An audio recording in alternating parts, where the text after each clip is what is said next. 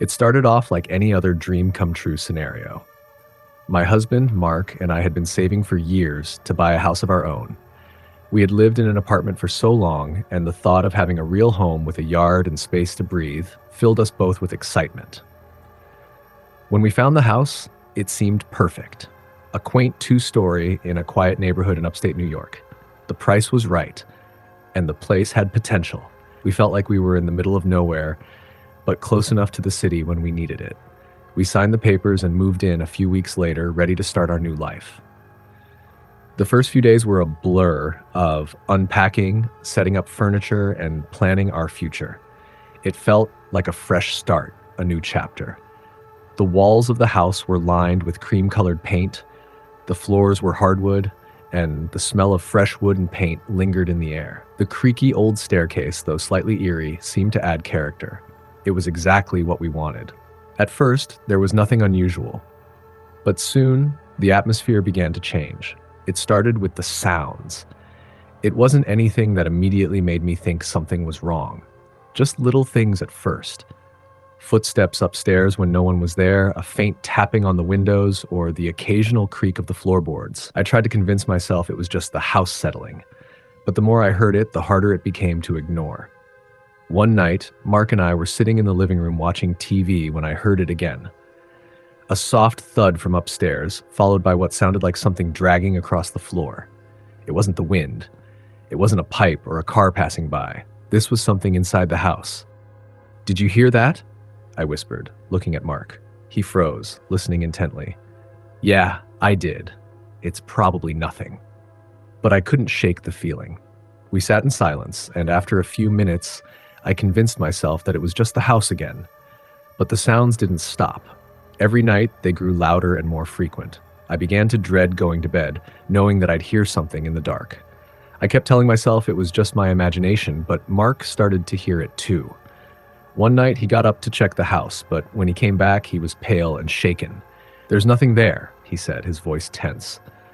"But I'm starting to think this house is different." I didn't know what he meant at first, but as the days went on, things started to get stranger. It wasn't just the noises anymore. I began to feel a presence in the house. At night, when I lay in bed, I felt like someone was watching me. It wasn't just a feeling, it was a certainty. I would turn over expecting to see Mark next to me, but he'd be fast asleep. The weight of someone standing over me was palpable, and I'd wake up in a cold sweat, my heart racing. One night, I woke up to the sound of a door creaking open. I glanced over at Mark, who was still asleep, and hesitated for a moment. The door to our bedroom was ajar, but we had both been sure to close it before going to bed. I tried to ignore it, but the unease in my gut grew stronger. I slowly got out of bed and walked to the door. As I reached for the knob, I heard a soft voice like a whisper coming from the other side. My blood ran cold. It wasn't clear, but it sounded like my name. "Emily," the voice whispered. I froze, my hand inches from the door. I felt a wave of nausea wash over me, and my heart skipped a beat. The voice was unmistakable, but it wasn't Mark's. It was coming from inside the house. With trembling hands, I pulled the door open. The hallway was empty, but the house felt suffocating, as if the air had thickened. The floorboards creaked under my weight as I walked through the hall, my eyes scanning the shadows. Every instinct told me to turn back, but I couldn't. Something compelled me to continue. I slowly approached the stairs. The air grew colder as I neared the base of the staircase, and that's when I saw it. A shadow, tall and thin, was standing at the top of the stairs. It wasn't human, not in the way that Mark or I were. It had the outline of a figure, but it was translucent, flickering like a shadow cast by a weak light. I felt paralyzed. I couldn't move, couldn't breathe. I stared at it, and in that moment, I could feel its gaze upon me, cold and unyielding. "Emily," the voice came again, softer this time, but unmistakably coming from that shadow. I took a step back, my legs shaking beneath me. And then, just as quickly as it had appeared, the shadow vanished, as though it had never been there. I stumbled back to the bedroom, my heart hammering in my chest. Mark woke up, startled by my frantic movements. "What's wrong? What happened?" he asked, sitting up. I saw something," I whispered, my voice barely audible. "There was something on the stairs. A shadow." Mark looked at me, his face creased with concern. "Are you sure?" I'm not imagining it, Mark. It was real. It spoke to me, I said, my voice trembling. He didn't say anything for a long time, but the fear in his eyes said it all. He had been hearing the noises too, the whispers, the footsteps, the doors that would open and close on their own. We weren't just imagining it. The next few days were filled with restless nights and an overwhelming sense of dread. We couldn't ignore it anymore.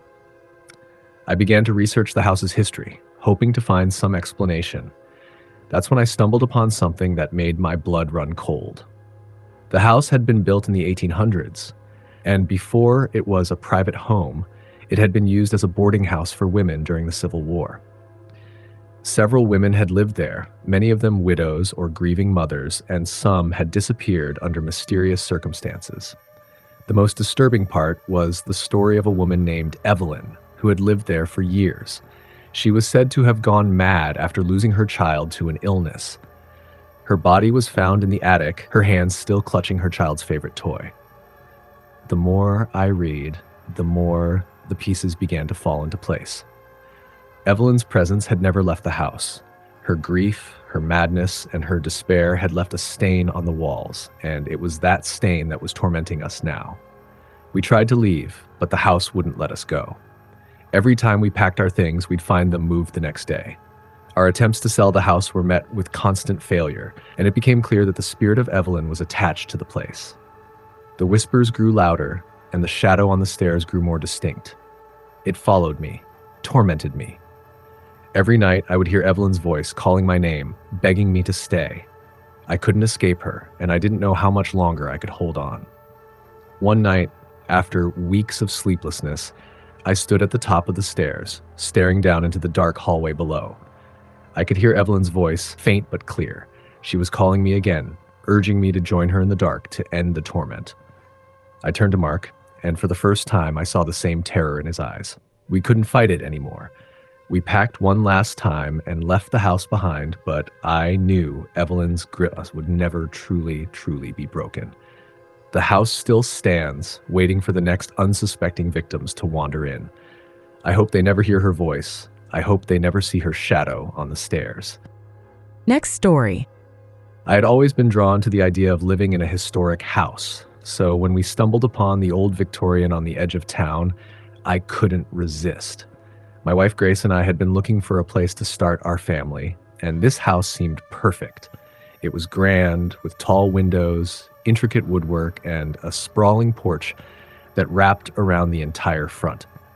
The agent had said it was over 100 years old and that it had been meticulously maintained over the years. The price was a bit higher than we'd planned to spend, but there was something about it, the charm, the history, that made it irresistible. The first few weeks were nothing out of the ordinary. We spent our days fixing up the house and getting it ready for our new life. There was a certain comfort to the creaks of the floorboards and the way the walls seemed to whisper in the wind. I loved how everything had a story, from the old fireplace in the living room to the antique chandelier hanging in the entryway. But after a while, the house started to feel different. There was an oppressive weight in the air that I couldn't explain. At night, I would lie awake, staring at the ceiling, feeling like I wasn't alone. At first, I brushed it off as just being in a new place, unfamiliar noises, the usual jitters. But soon, things started to happen that couldn't be explained away so easily. It began with the lights. We would leave the house for errands, only to return and find the lights on in rooms we hadn't entered. Not just one or two, but sometimes almost every light in the house. At first, I thought Grace was doing it out of habit. Maybe she left them on when she was cleaning or tidying up. But when I asked her about it, she looked just as confused as I was. One evening, after we'd been out for dinner, we came home to find the entire house lit up. Every single room was glowing, the lights spilling out into the yard. We hadn't left any lights on when we left. Grace was uneasy, but I convinced her that maybe the timers on the lights were set wrong. It wasn't unusual for old houses to have quirks, I reasoned. Then came the footsteps. I'd be sitting in the living room, reading or watching TV when I'd hear them.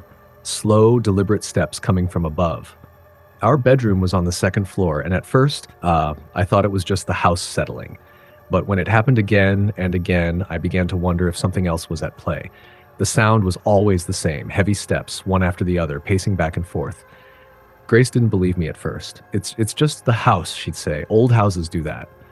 But one night, as I lay in bed, I heard it again, this time much closer. The footsteps stopped right outside our door, and for a moment, all was silent. Then, the doorknob started to turn slowly as though someone were trying to get in. I bolted upright, heart racing.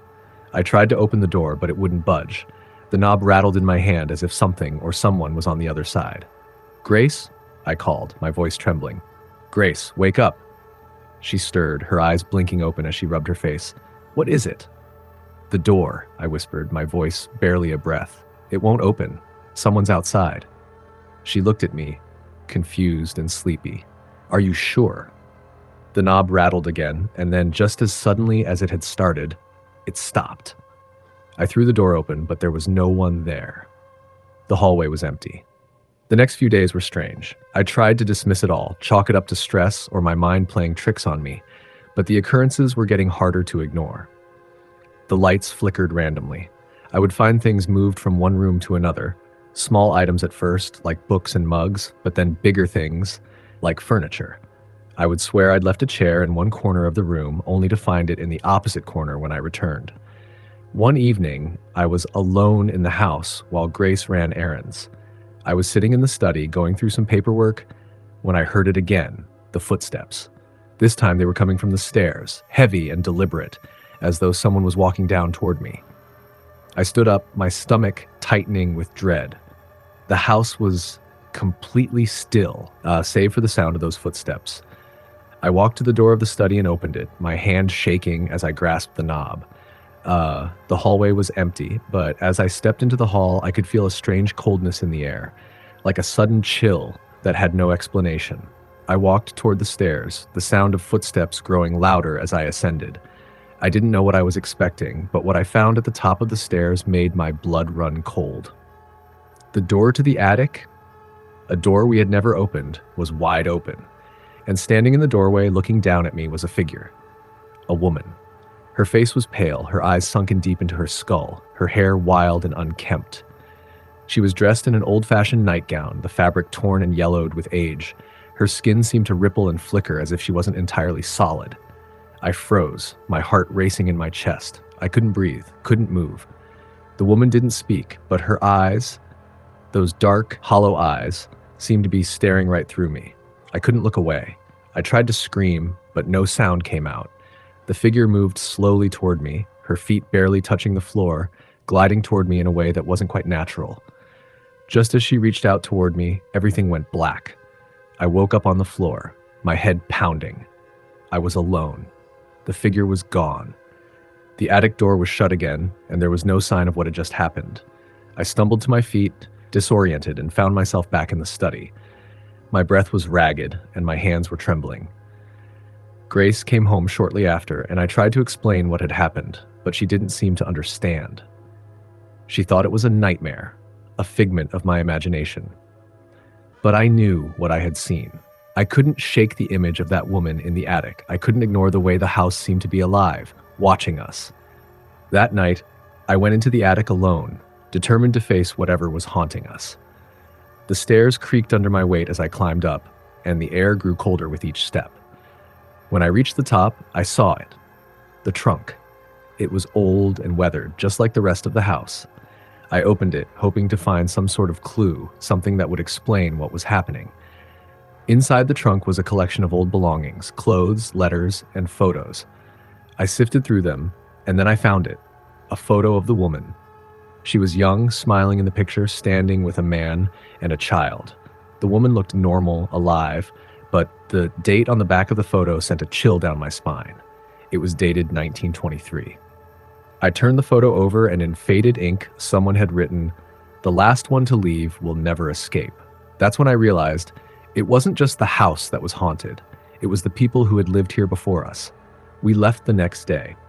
I couldn't stay, not after what I had seen. The house is still there, standing empty now, waiting for someone else to step inside, but I know better now. Some houses aren't meant to be lived in. Some houses are meant to keep you trapped forever. Next story. When we first moved into the house, I didn't think much of it. The place was large, rundown, and cheap, exactly what my wife Sarah and I were looking for. We were both in our mid-30s, starting over in a new town after a messy job transition and some personal loss. The house itself was a perfect project, big enough to keep us busy, but not so grand that it felt out of reach.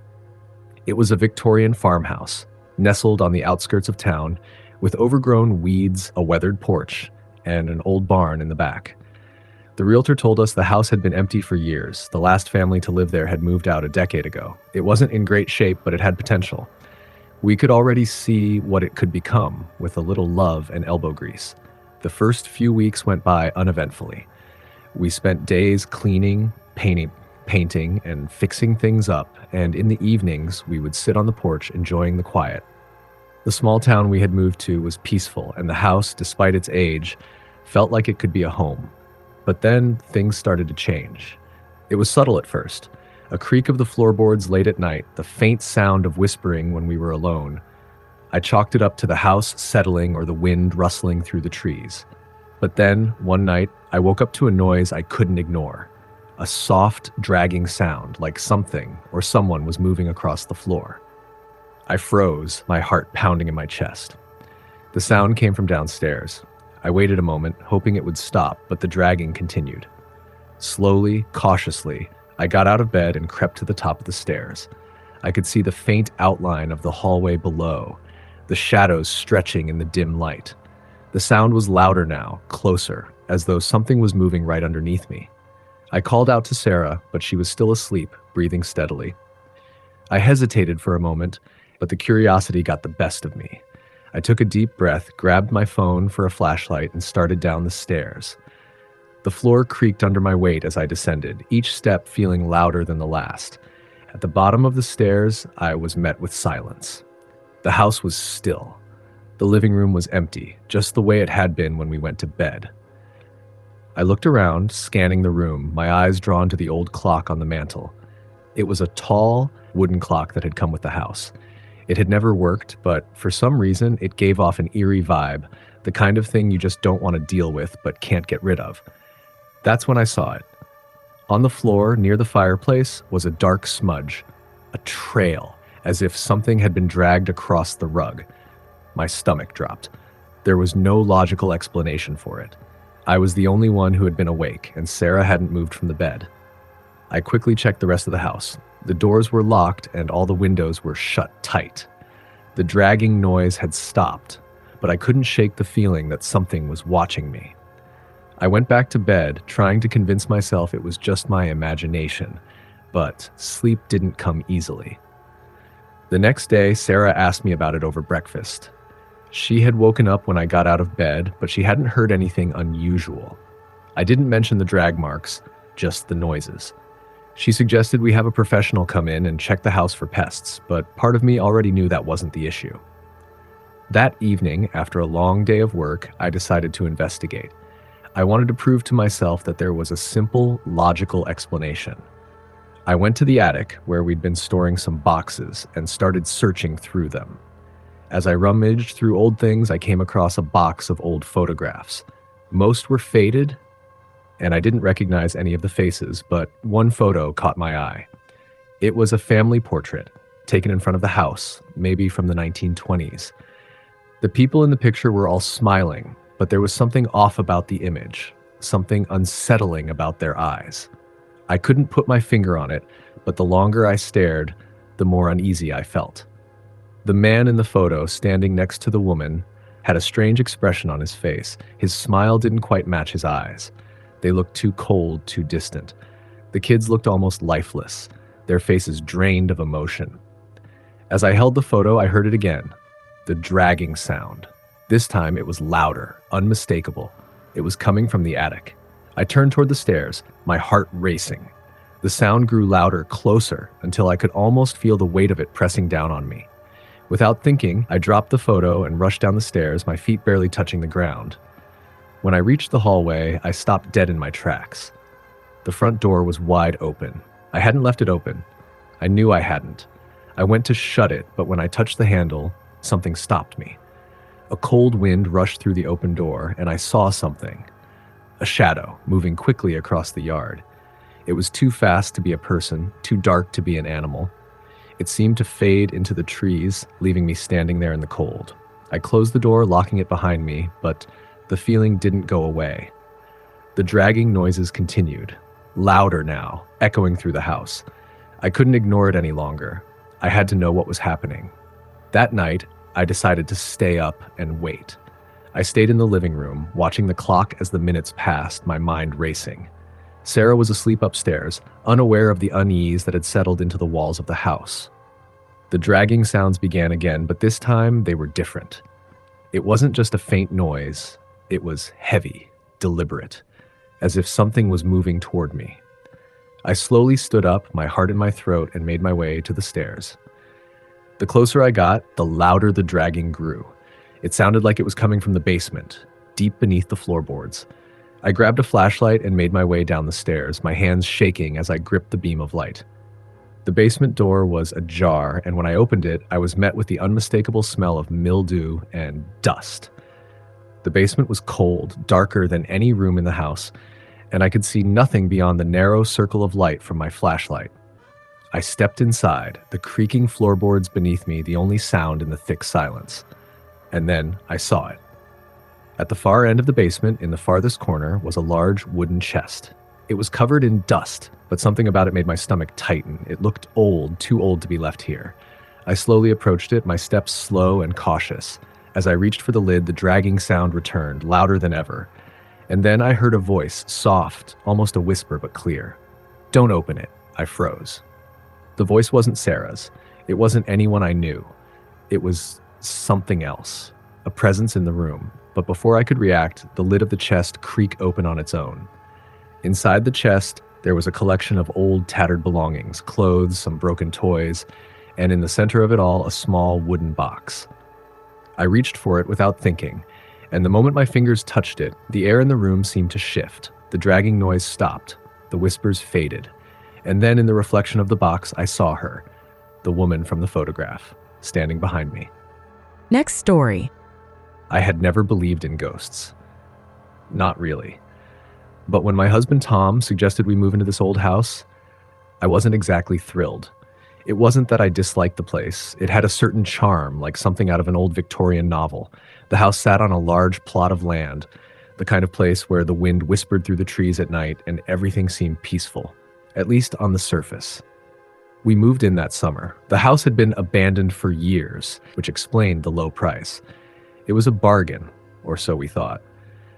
Tom was excited. He always wanted a place like this, a big house with space to breathe. For me, it felt like a step into the unknown, but we were both eager to make it our home. From the moment we stepped inside, though, something felt off. It wasn't the creaky floors or the dust covering the old furniture, no.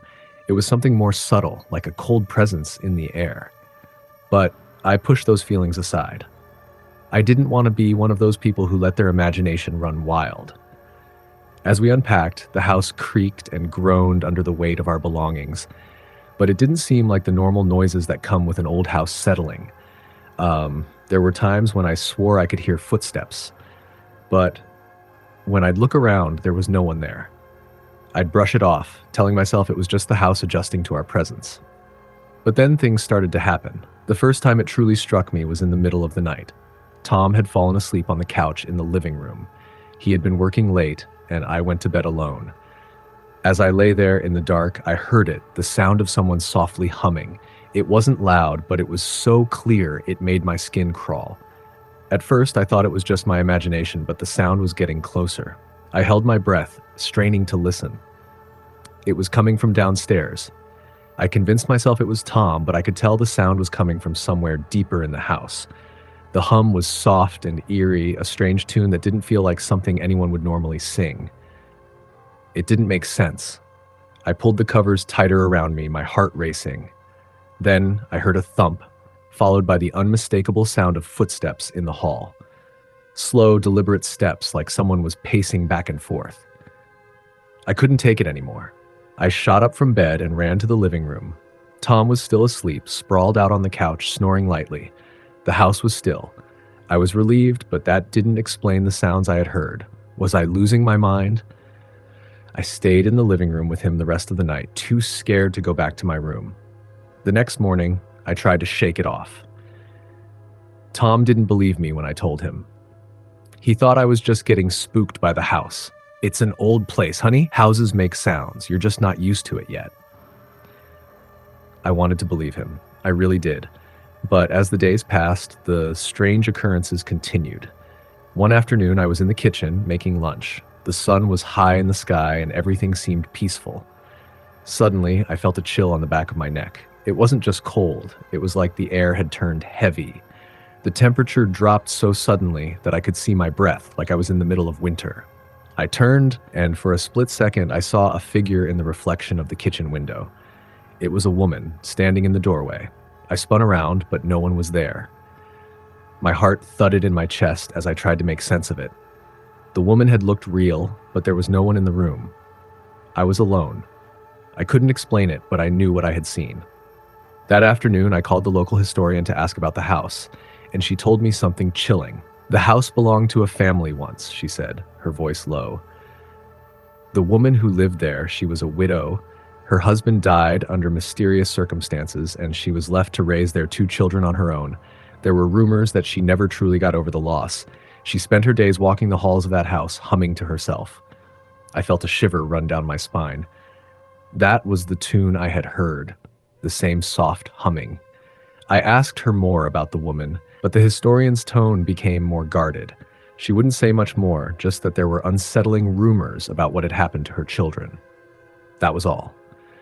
Later that week, the humming came again. This time it was louder, more insistent. I followed the sound down the long hallway and into the old parlor room, a room I hadn't ventured into before. It was cold. So cold it felt like stepping into a freezer.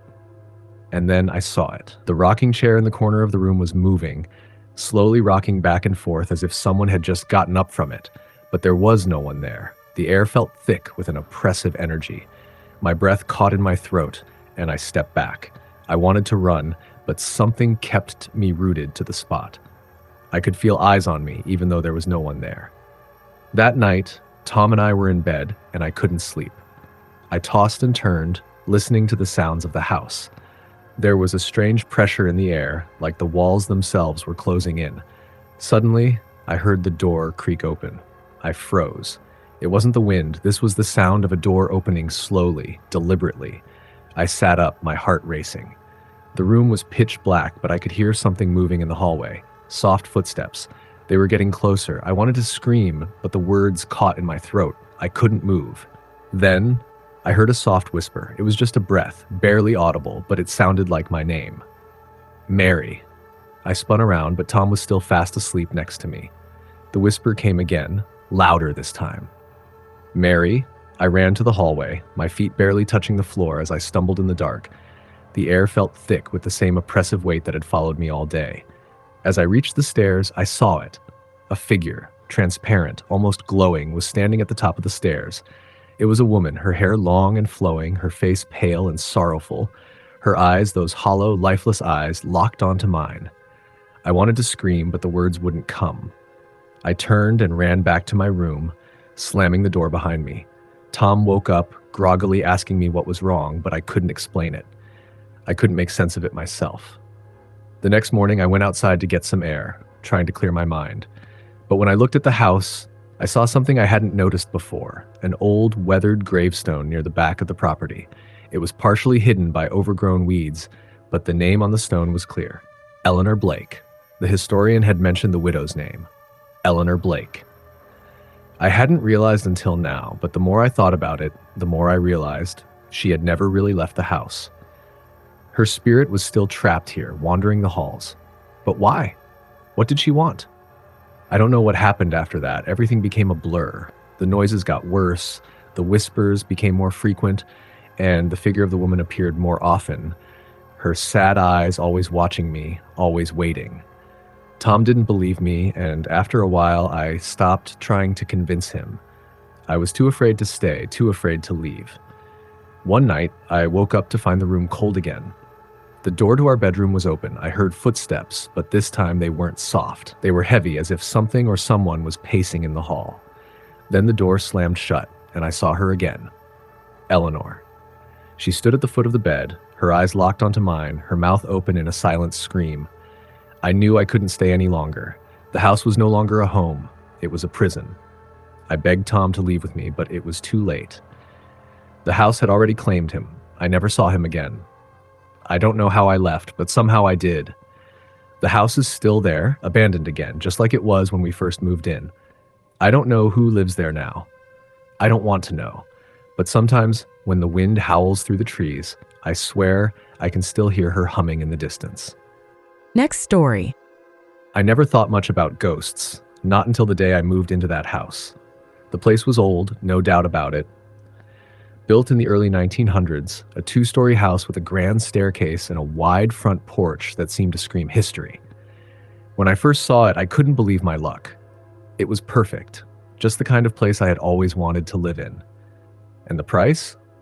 Well, let's just say it was too good to pass up.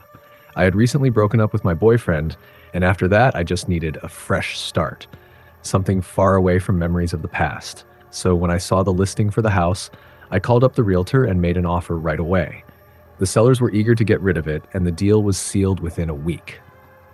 The house was a little run down, but nothing I couldn't fix. I spent the first few weeks settling in, painting the walls, rearranging the furniture, unpacking the boxes. But there was something I couldn't shake, that feeling of being watched. At first, I thought it was just my imagination. After all, I was alone in a huge, old house. I was probably just adjusting to being in such a big place by myself. But it wasn't just that. The feeling would come in waves, a sudden chill that would sweep over me as I moved from room to room. I'd feel it most in the hallway, near the stairs. I could feel eyes on me, as if someone was standing just behind me, waiting for me to turn around. It didn't help that there was this odd, almost constant creaking noise coming from upstairs. The house was old, sure, but it sounded like something or someone was walking around up there when I was downstairs. The sound would start softly, like a floorboard groaning under pressure, then get louder as if something was pacing back and forth across the second floor. I tried to ignore it at first. Maybe it was the house settling.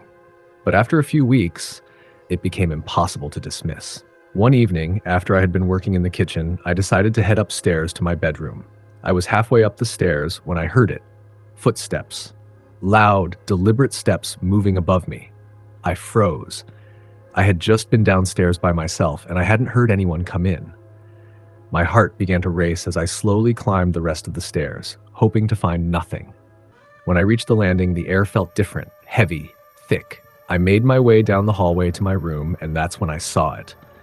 The door to the guest bedroom was open, just a crack. But the strange thing was that I distinctly remembered closing it before I had gone downstairs. I walked over to the door and pushed it open fully. The room was empty, but I couldn't shake the feeling that something was wrong. The air in there felt colder, almost damp. I stepped in and quickly turned on the light. There was nothing out of place, no sign of anyone having been there. I even checked the closet, but it was empty, just like the rest of the room. Still, the feeling wouldn't leave. As I stood there in the dim light, I felt something shift behind me, like the space between me and the door was suddenly too still. I spun around, but no one was there. The door, however, was now slightly ajar again. I slammed it shut, my hands shaking. This time I locked it. That night, I couldn't sleep. The sounds from upstairs had returned, this time louder and more urgent. My mind raced, trying to come up with a logical explanation, but none came to me. What could it be? Was it just my mind playing tricks on me, or was there something or someone living in the house with me? The next day, I decided to go into town to clear my head and maybe get some answers. I stopped by a small coffee shop and ended up talking to a woman named Judy, an older lady who lived nearby. I didn't mean to ask about the house, it just sort of slipped out during our conversation. She looked at me oddly when I mentioned the place. "You live in that old house, huh?" she said, her voice low. I nodded, and she gave me a knowing look. "You're not the first one to move in there. Is there something wrong with it?" I asked, though I wasn't sure if I really wanted to hear the answer. Judy hesitated for a moment before leaning in closer. "The house has a history." "That," she said softly. "A long one. People used to live there back in the day, but something happened. A tragedy." She paused, letting the silence hang in the air. My heart skipped a beat. Tell me, I urged, leaning forward. Judy took a deep breath and spoke quietly. The family that lived there, the Carsons, they had a son, a young boy. But he wasn't like other children. There were rumors about him, strange things happening in the house. People said the boy was troubled, that he had a way of making people uneasy. One night, there was a fire. The parents didn't survive, but the boy, he was never found. Some say he still haunts that house. A chill ran through me as Judy finished her story.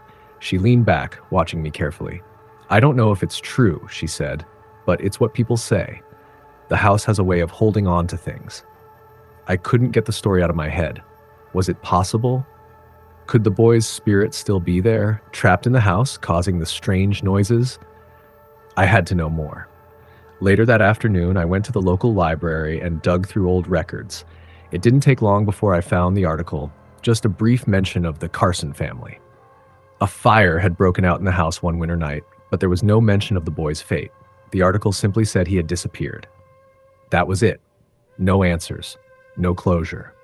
But something else caught my eye. The mention of the house being sold shortly after the fire, and then the property had remained empty for years. There had been no buyers. No one wanted to live there. I stared at the page, the weight of the history sinking in. The house was haunted by a lost soul, by the tragedy that had unfolded there. I had known, deep down, that there was something wrong with that place. Now, I had proof. That night, I decided to confront whatever was haunting me. I locked all the doors, turned off the lights, and waited. I sat in the living room, the only light coming from the flickering flames in the fireplace. I stared into the shadows, listening. It didn't take long before I heard it, the sound of footsteps again. Soft at first, then growing louder as if something was moving through the house. I held my breath, waiting, not knowing what would happen next. Suddenly, the door to the living room creaked open. I spun around, my heart pounding. And there he was, standing in the doorway, the boy. His face was pale, almost translucent, and his eyes were wide with a mix of sadness and anger. I opened my mouth to speak, but no words came. The boy didn't move, didn't speak. He just stood there, staring at me, his presence suffocating.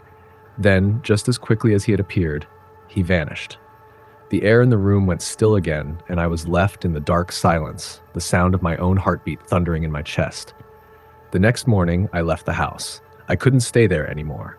The boy had made it clear he didn't want me there, and honestly, I didn't want to stay. The house was his, and I was just a visitor. I didn't return to that place.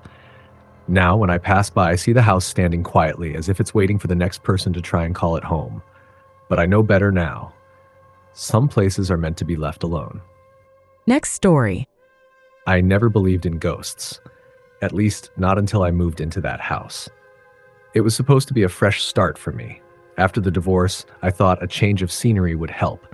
My therapist said it might be a good idea, too.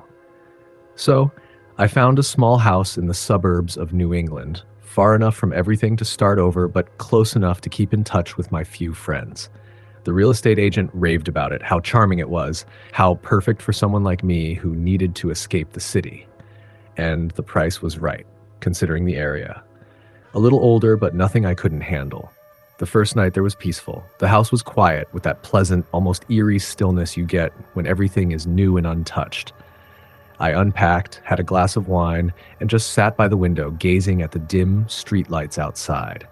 The neighborhood was quaint, but there was something unsettling about it. The houses were too perfect, too pristine, and the people didn't seem to talk much.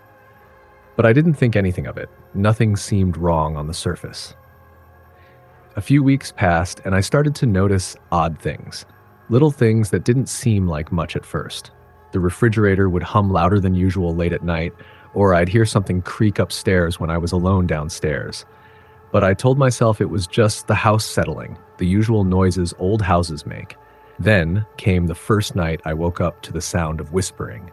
It wasn't loud, but it was unmistakable. I jolted out of bed and checked the house.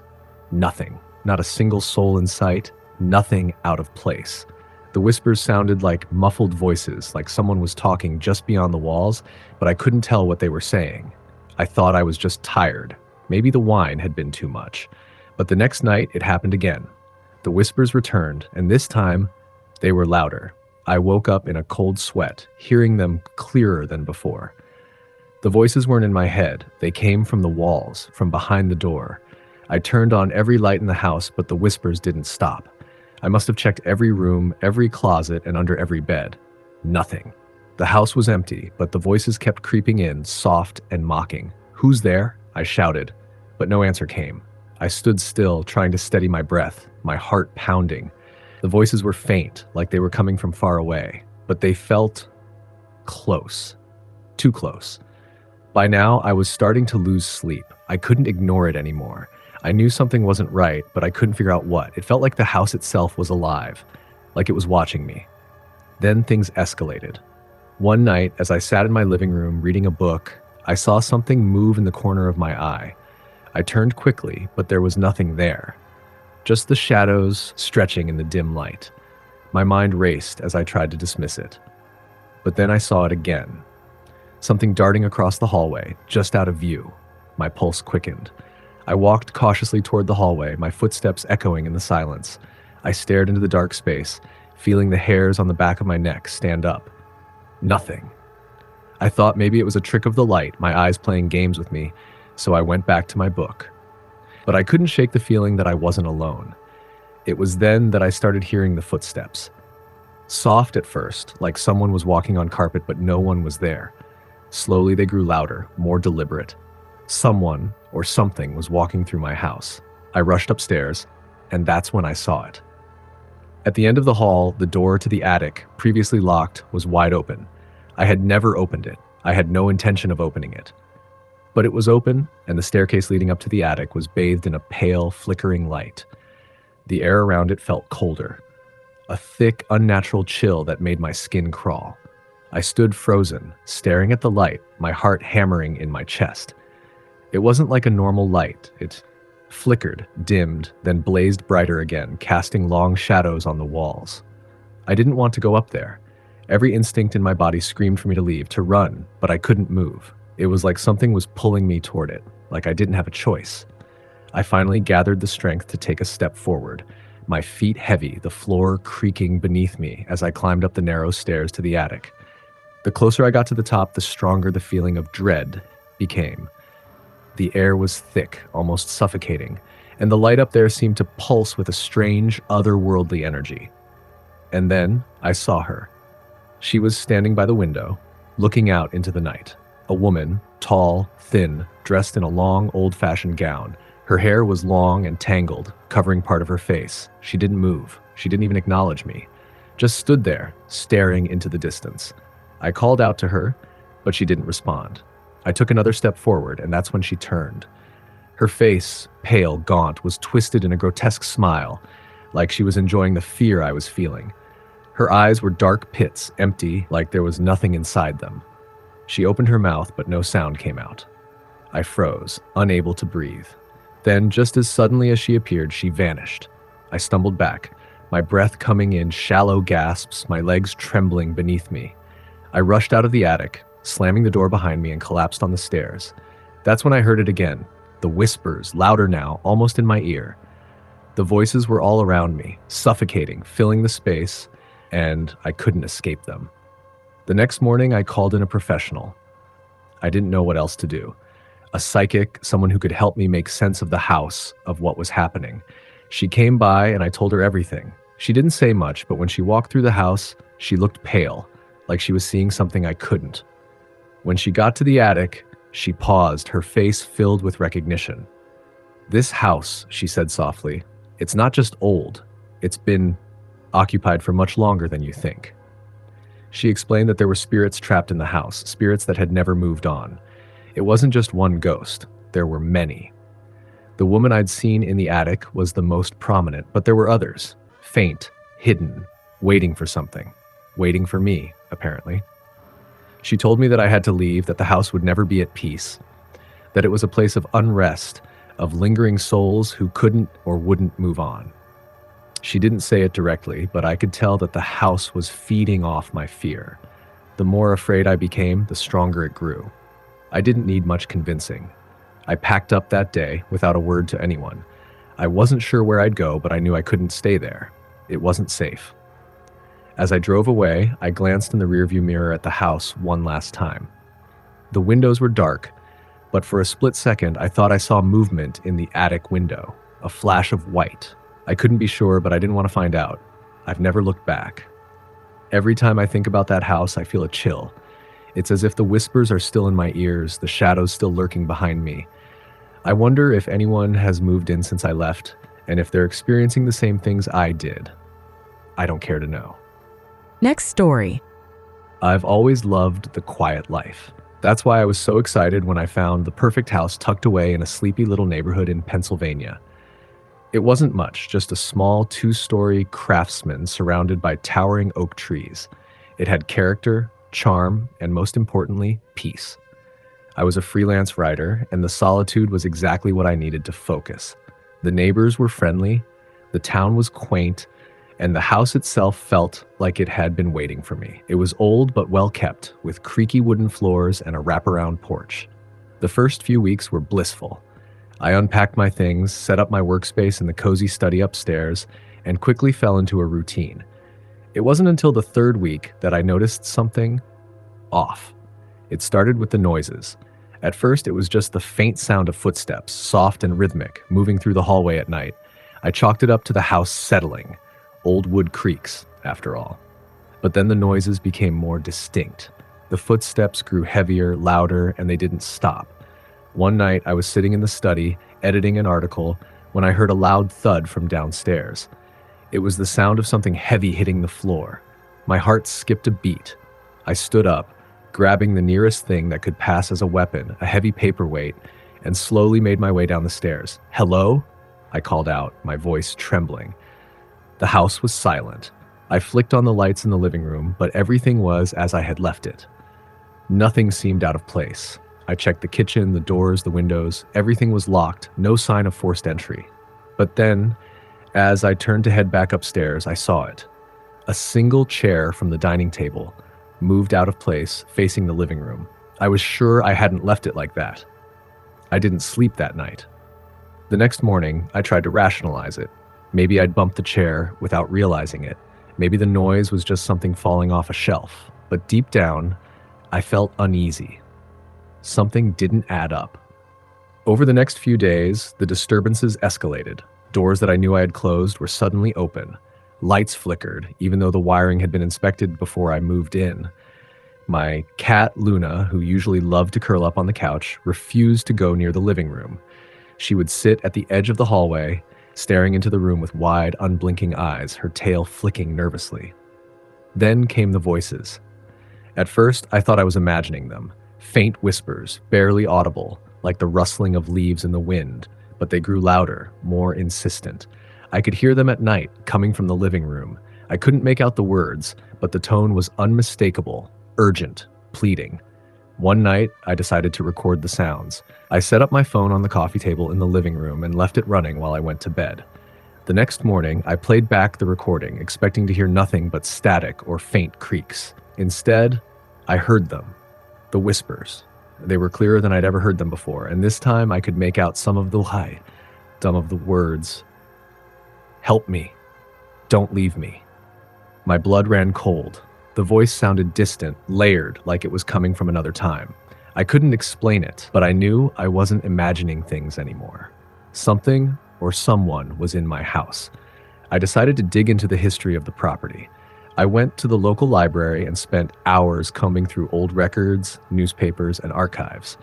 What I found made my stomach drop. In the early 1900s, the house had belonged to a man named Samuel Hargrove. He was a reclusive artist who rarely left the house. Neighbors described him as odd but harmless. That changed one winter when he vanished without a trace. The house was found abandoned, with no sign of struggle. Rumors spread that Samuel had gone mad and that his spirit lingered in the house. Over the decades, the property changed hands numerous times, with each owner reporting strange occurrences. I was determined to get to the bottom of it. That night, I sat in the living room with my phone, a notepad, and a flashlight. I wanted answers, and I wasn't leaving until I got them. Around midnight, the whispers started again. This time, I spoke back. "Who are you?" I asked, my voice trembling. For a moment, there was silence, then a faint, shuddering reply. Samuel. Why are you here? I asked. The air grew heavy and the room felt colder. The voice replied, trapped. I felt a mix of fear and pity. If this truly was the spirit of Samuel Hargrove, he'd been stuck here for over a century. I didn't know what to do, but I knew I couldn't just leave him like this. Can I help you? I asked. The whispers grew louder, more frantic. The painting? Finish the painting. I was confused. What painting? I didn't know what he meant, but I decided to search the house. If there was something Samuel wanted, maybe I could find it. I combed through every room, every drawer, every cabinet. Finally, in the attic, I found it. An old, dust-covered easel tucked into the corner with a canvas still resting on it. The painting was incomplete, a dark, haunting landscape of the house surrounded by shadowy figures. The detail was intricate, but the figures were only half formed, as though Samuel had never finished his work. I brought the canvas downstairs, setting it up in the living room. I wasn't an artist, but I felt compelled to try.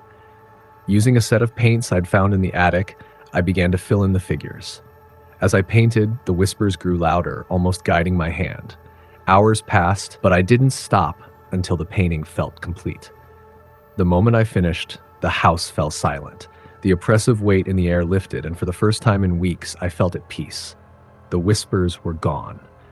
The footsteps stopped. Even Luna seemed calmer, curling up on the couch as if nothing had happened. I don't know if Samuel moved on that night or if the act of finishing the painting somehow freed him.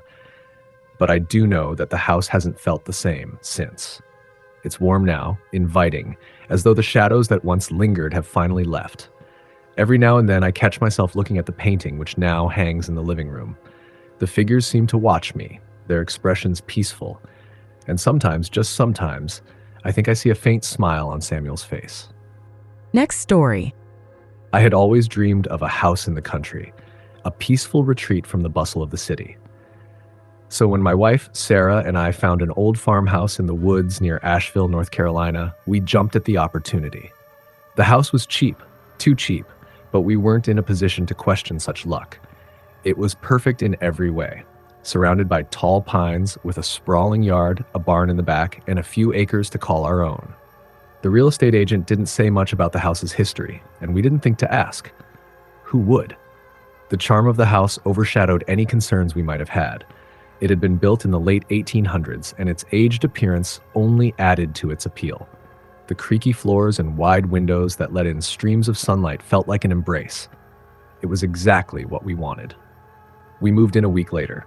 The first few nights were quiet, peaceful even. We unpacked, settled into our new life, and marveled at the beauty of the surrounding forest. But after about a week, something felt off. Little things, really. At first, it was easy to dismiss. The occasional draft when all the windows were closed, the way the old shutters rattled even when there was no wind. One evening, Sarah was in the kitchen preparing dinner when I went upstairs to start setting up the study. The second floor had a long hallway with rooms branching off on either side. I noticed that the door at the end of the hall, which we'd left closed, was now slightly ajar. It was one of those oddities that didn't sit right in your stomach, but it wasn't enough to make me think too much about it. I thought maybe Sarah had opened it earlier without realizing it. I closed the door, but the next night, it was open again. This time, I went to check the room. It was small, with a bare wooden floor and no furniture. Dust and cobwebs clung to the corners, as if the room hadn't been touched in years. I took a deep breath and turned to leave, but then I noticed something on the far wall, a faint, irregular pattern in the wallpaper. Upon closer inspection, I realized it was a series of strange markings, scratched into the surface. The marks were jagged, almost like a message, though I couldn't make sense of it. I didn't mention it to Sarah, chalking it up to my imagination. But then the noises started. At first, it was subtle, creaking floorboards in the middle of the night, the sound of something shifting in the attic, faint whispers when the house was completely still. I told myself it was the house settling. Old houses make noises, right? I kept reassuring myself that there was nothing to fear. One night, I woke up to the sound of a door opening. It was faint but distinct, followed by the creaking of footsteps on the floor above. My heart raced. I glanced over at Sarah. She was sound asleep beside me, undisturbed. Slowly, I got out of bed, my feet meeting the cold wooden floor. As I stepped into the hall, I was sure I could hear someone walking around upstairs. I crept up the stairs, my breath shallow in the silence. As I reached the top, the noises stopped. I could hear my own heartbeat pounding in my chest, echoing through the otherwise quiet house. The hallway looked empty, but when I turned to the room at the end of the hall, the door was open again. I stepped inside, feeling a chill crawl up my spine. The air in the room felt different, heavier, colder. The strange markings on the wall had changed. They were no longer just scratches. Now they looked like words, names, maybe. But they were illegible, and they seemed to move, shifting as if they were alive. Suddenly, I felt a cold hand grip my shoulder. I spun around, but there was no one there. My breath hitched, my legs shaking beneath me. I stumbled backward out of the room, slamming the door shut behind me.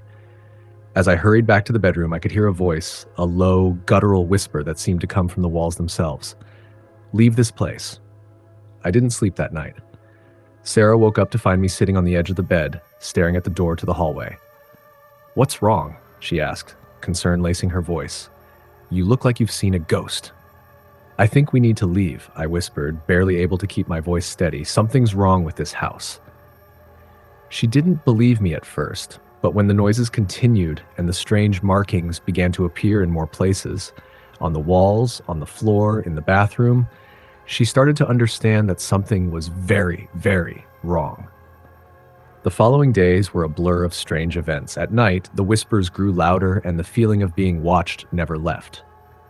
We found objects in odd places, things we were sure we hadn't touched or moved in ways that made no sense. At one point, I woke up to find the front door wide open, even though we had locked it before going to bed.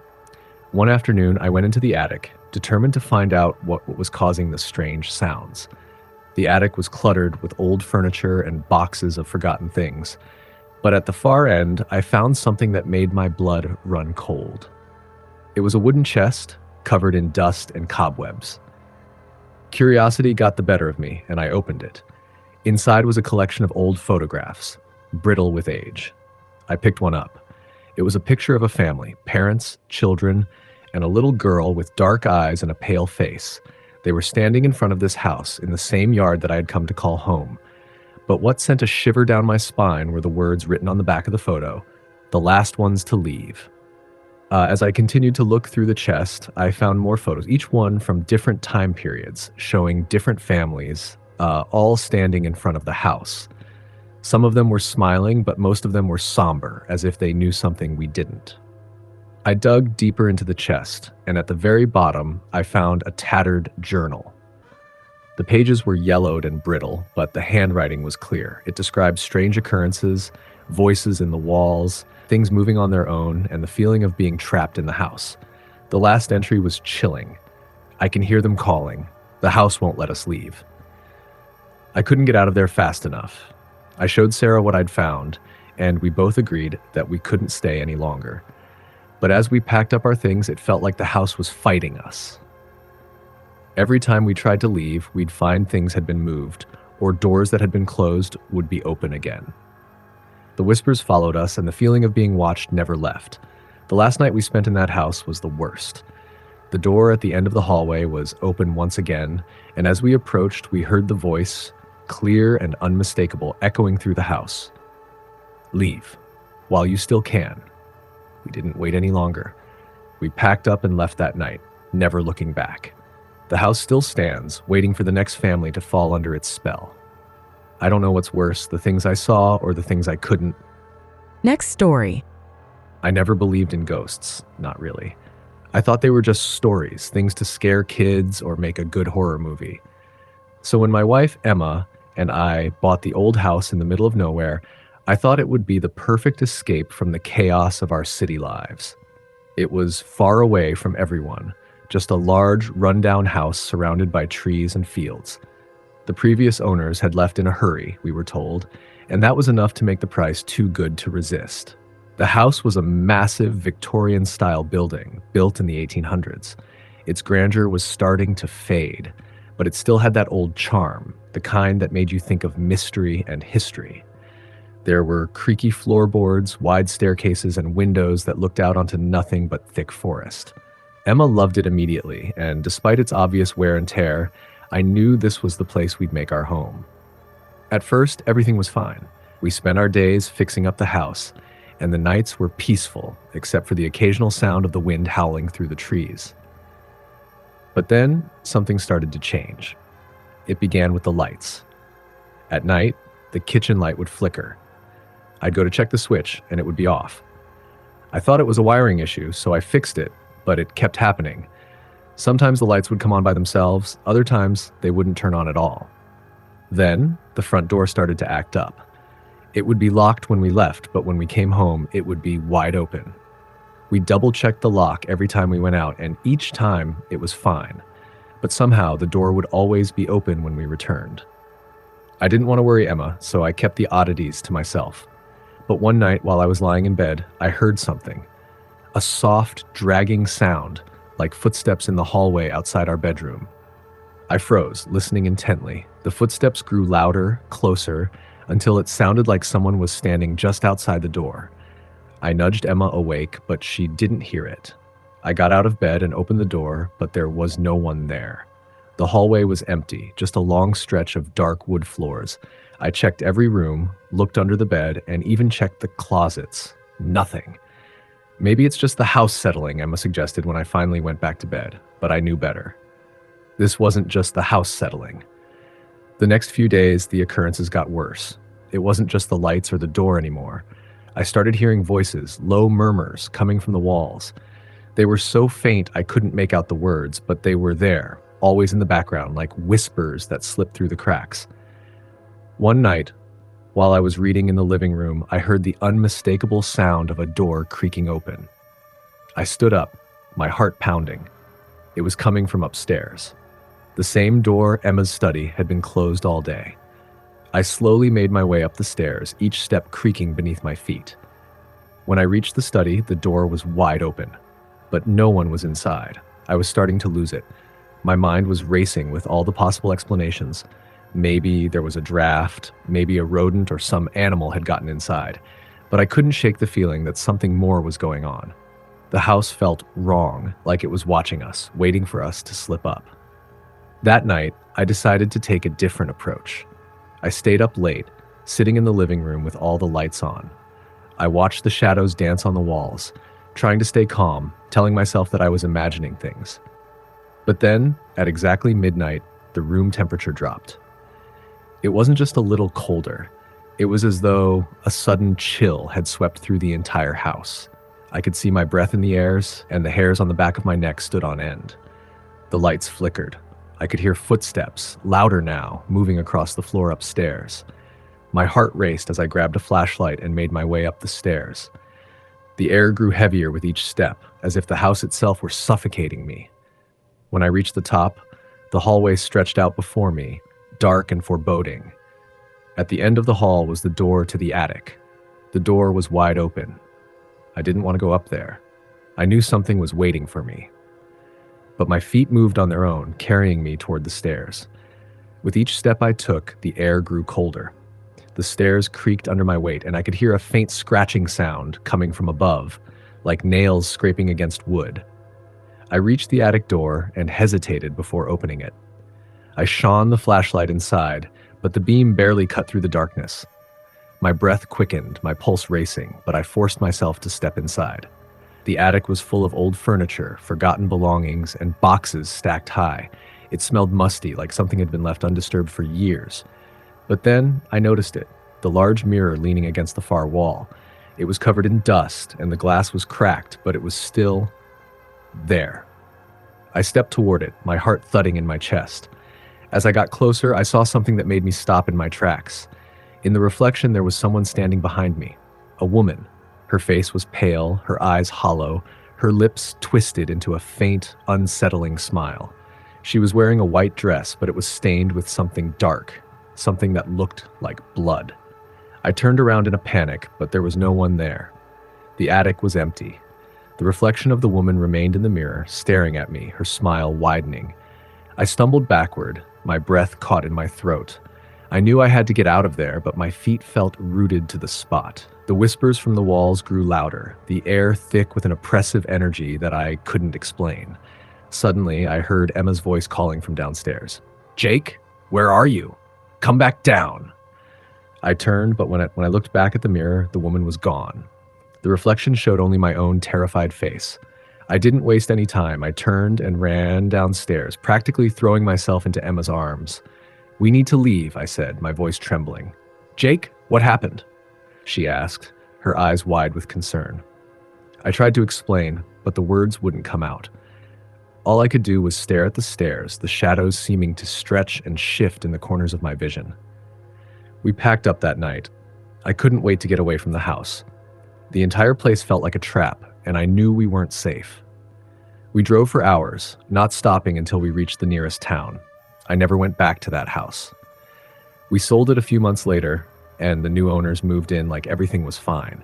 But sometimes when I close my eyes at night, I still hear those whispers, and I can still see her face, the woman in the mirror, watching me from the darkness. Next story. It all started when I got that old house for a steal. The moment I saw the listing, I couldn't believe my luck. It was a beautiful old farmhouse on a stretch of land with a great view of the hills. It had been on the market for months, and the price had dropped significantly. The place needed work, but nothing that would scare me off. I had grown up fixing up houses with my dad, and I was no stranger to hard work. The house had a lot of character. Creaky floors, faded wallpaper, a large wraparound porch, and an attic that could be turned into a fantastic studio space. I could already see it, my own little sanctuary away from the noise of the world. No neighbors for miles. It was perfect. The first few days were blissfully peaceful. The house was quiet, almost too quiet, but I didn't mind. I spent my days unpacking and getting everything set up. Even the old furniture left behind by the previous owners was charming in its own way. I decided I'd keep it for now until I could get around to replacing it. I remember the first night the house started to feel off. It wasn't anything big, just a little unsettling. I was sitting on the couch when I heard a noise upstairs. It sounded like a soft thud, like something had fallen over, but I dismissed it. Maybe it was just the house settling. Then, the next night, the same thing happened. A thud. But this time, it was louder, and it was followed by the sound of footsteps. They were soft at first, like the padding of bare feet on carpet, but they grew louder, almost as if someone were walking around up there. I stood up, my heart hammering in my chest, but when I checked, no one was there. The house was empty. I shook it off, telling myself it was just an old house making noises. But the sounds didn't stop. They continued, each night growing more persistent, until it reached a point where I couldn't ignore them anymore. I started sleeping with the door locked and the lights on, hoping it would help. But that only seemed to make things worse. I began to notice other things. Items in my kitchen were out of place, dishes I hadn't used were moved around, and there was a strange smell lingering in the air, like damp earth and something else I couldn't quite place. One night, I woke up to a sound that made my blood run cold. It was a soft whispering. I thought I was dreaming at first, but it grew louder, more distinct. I couldn't make out the words, but the tone was unmistakable. It was like someone was standing right next to me, speaking just below a whisper. I bolted out of bed, turning on the light. My heart raced as I scanned the room. Nothing. No one. But that whispering, it didn't stop. It was still there, coming from somewhere inside the house, faint but unmistakable. I called my best friend, Sarah, the next day. She was skeptical at first. "It's probably just the house settling, you know? Old houses can make all sorts of noises," she said, trying to calm me down. But I could tell she was concerned. She said she would come over to check on me the next weekend. That night, I decided to go upstairs to investigate. The attic door was just at the end of the hall, and I'd been meaning to check it out. The house had a strange energy to it, and I felt drawn to the attic, like something was waiting for me up there. I grabbed a flashlight and made my way up the creaky stairs. The air grew colder as I reached the top. I hesitated for a moment, then pushed open the attic door. The beam of light from my flashlight revealed dusty old furniture covered in sheets, boxes stacked against the walls, and a small window at the far end.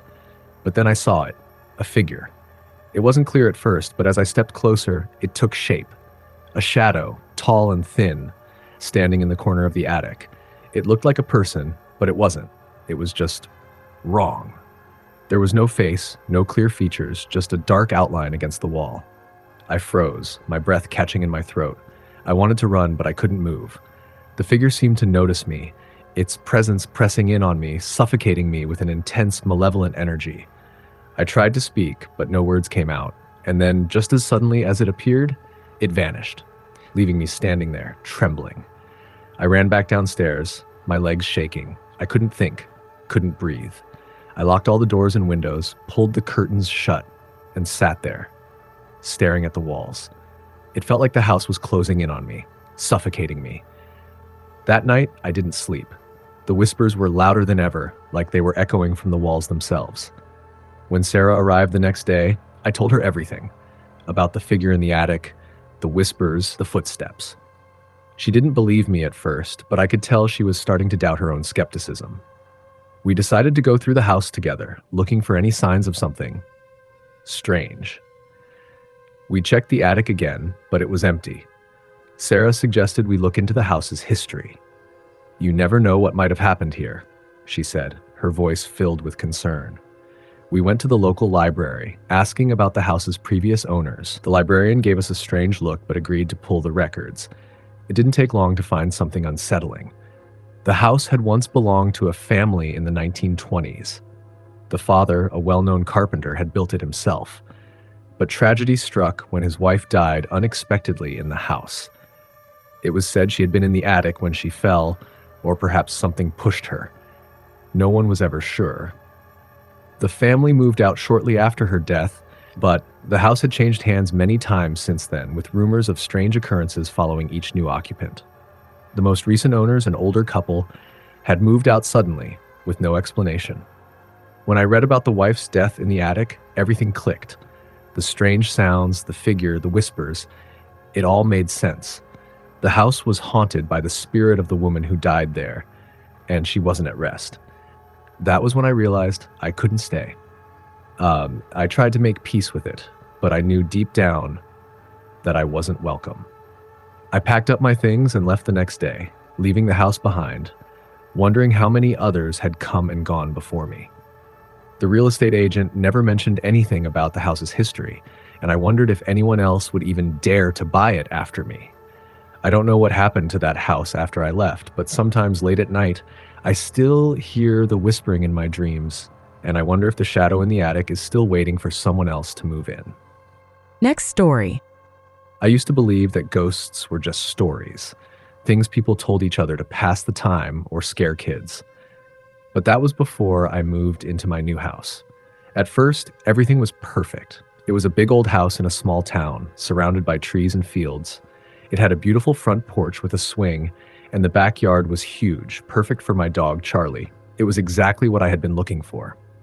I had just gotten a new job, and after years of renting apartments, I finally had the chance to buy a house.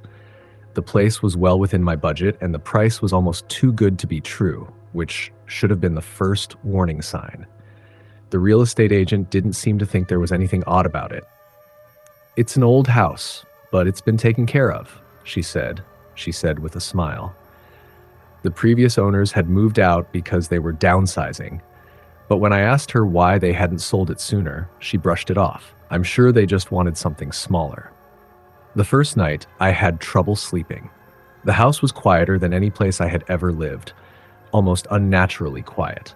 I chalked it up to the fact that I was in a new environment. Charlie, my golden retriever, seemed a little on edge too, but I thought maybe he was just adjusting. But then strange things started to happen. At first, it was little things, just small, unexplainable moments. I would find lights turned on in rooms I was sure I hadn't entered. Doors that I had closed were open. I told myself I was just forgetful. Maybe I had left the light on, maybe I'd forgotten to shut a door. But deep down, I couldn't shake the feeling that something was wrong. One evening, I was sitting in the living room watching TV when Charlie suddenly started growling at the stairs. His hackles were raised, and he was staring up at the landing, teeth bared. I called his name, trying to calm him down, but he wouldn't stop. I stood up, my heart racing, and walked over to the stairs to see what had him so worked up. But when I looked up, there was nothing there. The air felt cold, though. It was like the temperature dropped a few degrees, and I couldn't explain why. I told myself it was just the old house settling, or maybe the draft coming in through the old windows. But Charlie's behavior didn't sit right with me. The next night, things escalated. I was sitting in the kitchen, reading a book, when I heard a sound upstairs, like something was dragging across the floor. It wasn't loud, but it was distinct. I stood up, trying to figure out what it could be. It was just me and Charlie at home, and there was no way it could have been him. I had locked the upstairs door behind me when I went to bed earlier. I grabbed a flashlight and cautiously made my way up the stairs, my heart pounding. The sound stopped as soon as I reached the top, and for a moment, everything was silent. But then, out of the corner of my eye, I saw something move in the hallway. I whipped my head around, but there was nothing there, just the long, dark stretch of the hallway, the old wallpaper peeling at the edges. I was about to turn around when I saw it, a shadow moving across the wall in front of me. A figure. It wasn't solid, but it was there. It was tall, thin, and I could make out the outline of something that looked like a person, but there was no face. Just darkness where the face should have been. I froze. I couldn't move, couldn't breathe. It was like something was holding me in place. Then, as quickly as it had appeared, the shadow vanished, and I was left alone in the hall. Charlie started barking from downstairs, snapping me out of my trance.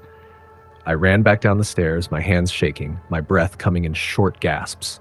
The house was silent again, but I couldn't shake the feeling that something was watching me. The next day, I tried to brush it off. I thought maybe I had been seeing things. Maybe it was just a trick of the light, or maybe I had been more tired than I realized. But that night, things took a darker turn. I woke up in the middle of the night to the sound of footsteps. Slow, deliberate steps coming from the hallway outside my bedroom door. I sat up in bed, straining my ears to listen. I could hear Charlie growling softly in the living room, his voice low and uneasy. The footsteps kept coming closer until they were right outside my door. I held my breath, waiting for something, anything to happen. But nothing did. After a few moments, the footsteps stopped. I got out of bed, my feet cold against the floorboards, and cautiously walked to the door. When I opened it, there was nothing there. The hallway was empty, just as it had been before. I stood there for a long time, wondering if I was losing my mind, but deep down, I knew what I had heard. I wasn't alone. After that night, it didn't take long for things to get worse. The whispers started, soft at first like a murmur in the distance, but they grew louder, more distinct. Sometimes I would hear them when I was alone, other times when I was with Charlie. It was always the same, a low, raspy voice, one that didn't sound like anything human. One evening, I was sitting at the dining room table when I heard the unmistakable sound of a chair scraping against the floor behind me. I spun around, my heart in my throat, but there was no one there. Charlie was sitting beside me, looking around the room in confusion, as if he had heard it too. That's when I knew I had to leave. There was something in that house, something that wasn't supposed to be there. I called the real estate agent and demanded to know more about the house's history. She was evasive at first, but after a long pause, she finally admitted that the house had a dark past. The previous owners had been a young couple, but the wife had passed away suddenly under mysterious circumstances.